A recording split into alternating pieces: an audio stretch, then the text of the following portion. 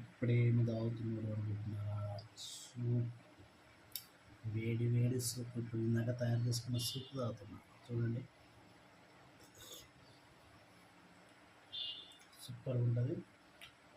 1 packet smart దొరుకుతుంది అది powder. So మీరు జస్ట్ 5 మినిట్స్ దాన్ని ఉడికిచ్చారనుకో పౌడర్లో, వాటర్లో, సూపర్ ఉంటుంది. దీంట్లో బఠానీలు, కొంచెం కొబ్బరి, తర్వాత మొక్కజొన్న, అన్నీ బాగుంటాయి. చూడండి.